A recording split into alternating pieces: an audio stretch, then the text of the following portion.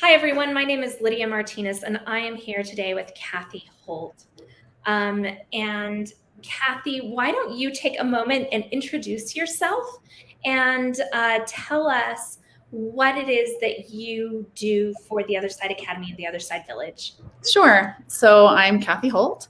I am the development director for the Other Side Village and for the Other Side Academy. I connect like-minded people, businesses, foundations to the Other Side Village and Academy.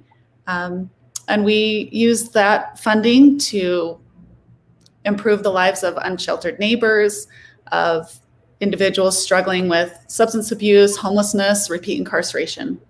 So that's what I do. And tell us about your journey. How did you end up at the Other Side? Oh, that's a great question. So my father was an active alcoholic when I was a child, and it's something that I've seen him recover from and change his life. I have always been passionate about trying to help other people that have gone through what our family went through. So I have worked in a few different nonprofits that focus on substance abuse. Yeah. I had some great mentors at the House of Hope. And then I went on to work at Thanksgiving Point, which is a phenomenal organization, and had mentors there. And then I had an opportunity to come to the Other Side Academy, and that was a great day to join this team, to make such an impact, and to be able to be shoulder to shoulder with people that have really made significant changes in their lives. Thank you for sharing that. I think that is, for me, as I get to talk with so many people at the Other Side, that is the thread. Everybody's journey is a little bit different, but being part of an organization that is making a true and real impactful difference for individuals to change their lives. Yeah, see it every day. It happens and it works, and yeah, change. So one of the things within your role as the developmental director, the Other Side Academy, the Other Side Village is all about building community. Yeah. It's about building community and rebuilding families and creating long-term relationships.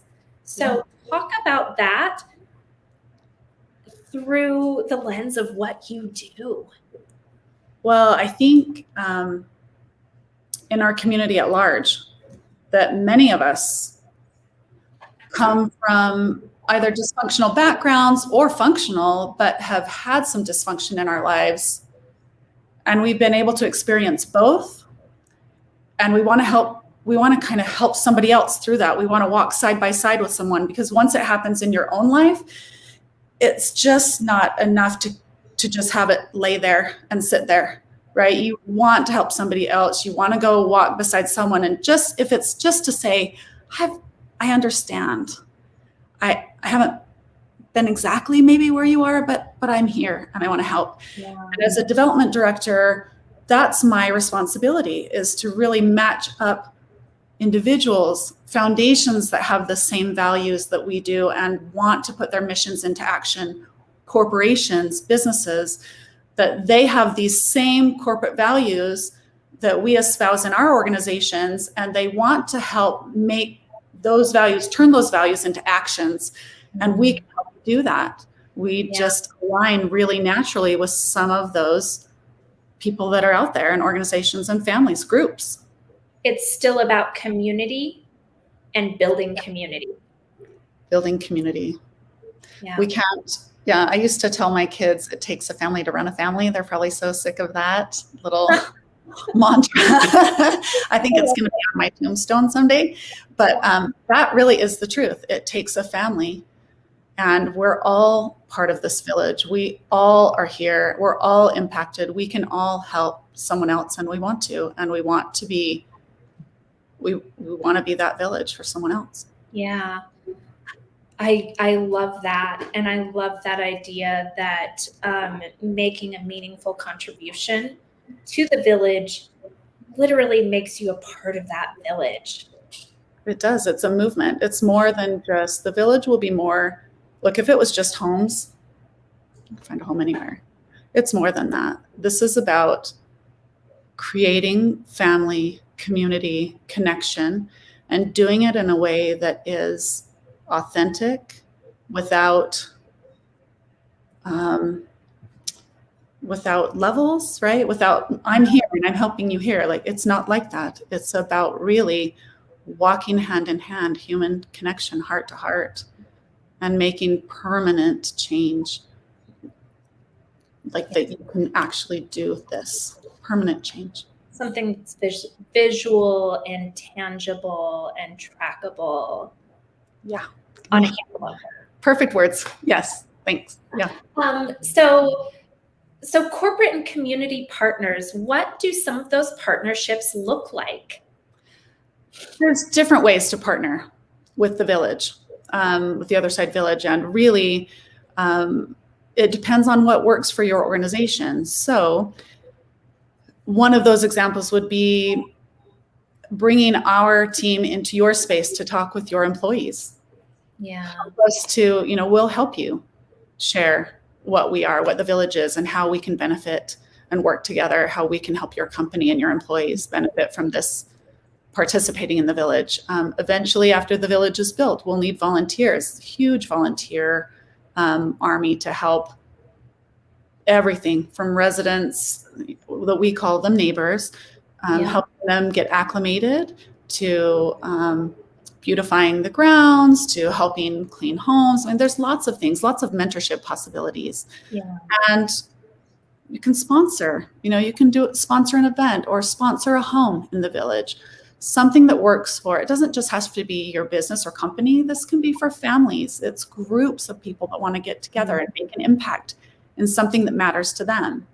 So the village, it's a solution to chronic homelessness for single adults. But it's really based on, like we've been talking about, connection, community, accountability. It's peer driven. And if these are things that make sense to you in your own organization, then let's find out where we cross paths, and we'll help you put that mission into action so that your group or family or organization, your business can become part of the village intrinsically. Yeah. I love that idea of that kind of those foundational parallels of you have a mission, you have a purpose, you have something that you're wanting to do. Let's come together and do it together and help you realize that. Yeah. It's hard sometimes, I think, as individuals, we feel like, what can I do that's really anyone's going to notice? Right. Or as an employee, what can I do? Right. But when we come together as a group, one organization, two organizations, like when we really start to work together, that gets great. It gets movement and change, and it helps people like to feel value in what they're doing in their work. We know that 3/4 of employees they want mission and purpose. They want to be involved with a company that is part of something bigger, right? Yeah. Bigger than going to your desk, bigger than answering a phone call. Like, what are we doing as an organization that makes an impact on my community right outside my door? And we can do that. Yeah. I always will talk about how as an individual or business owner, I may not be able to change the whole world. Yeah. But if I can make my little corner better.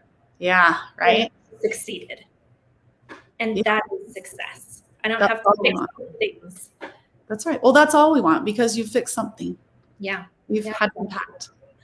So talk to me about where we are with the village and being able to really accept partnerships, sponsorships, things like that.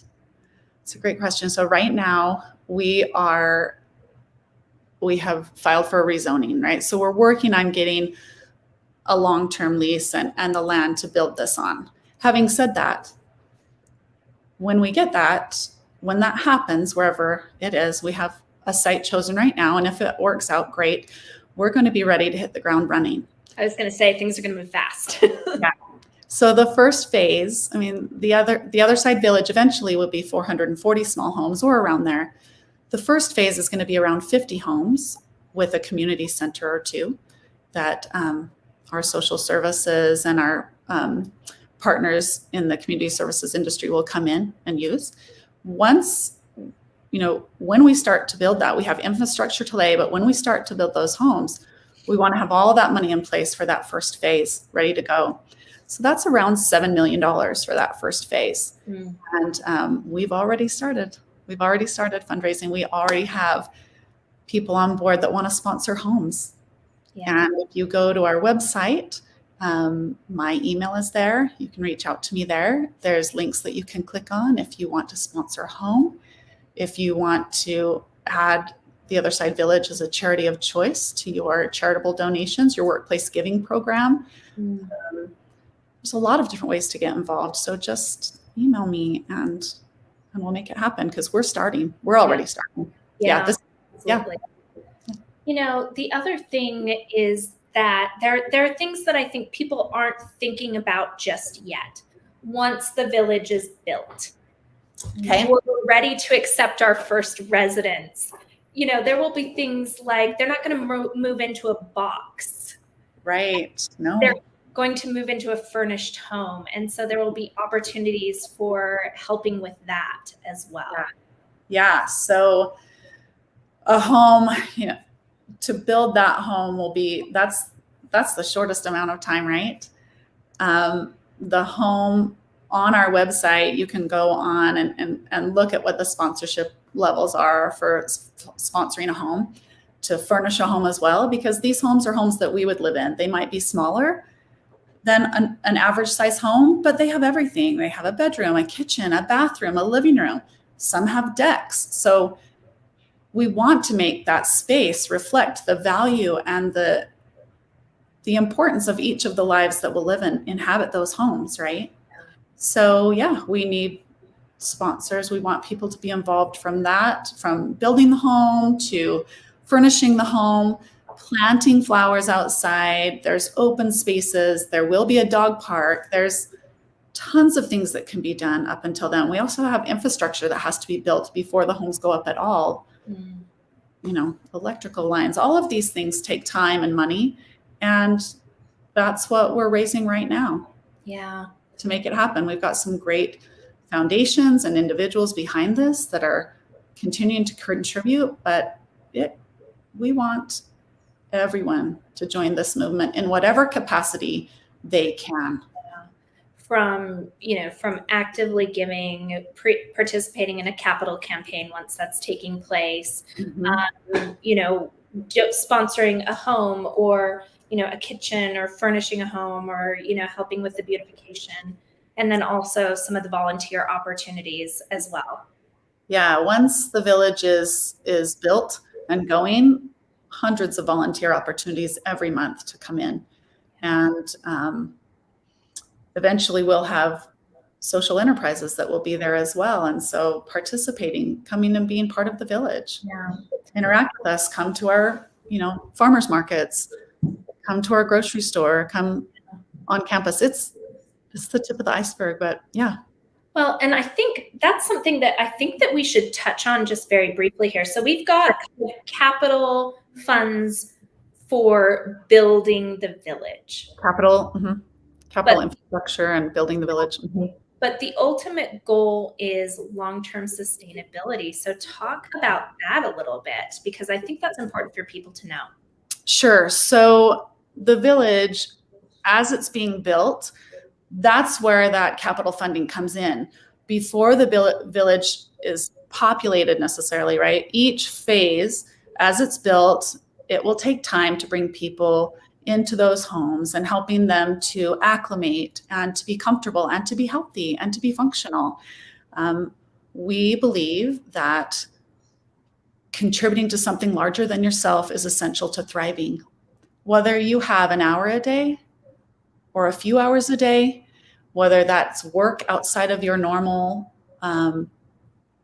existence, or whether it's, just having conversations with people. Yeah. There will be those residents, those neighbors that want to work, whether it's outside of the village and the at-large, community at large, or in the village. And we will have small businesses that are available.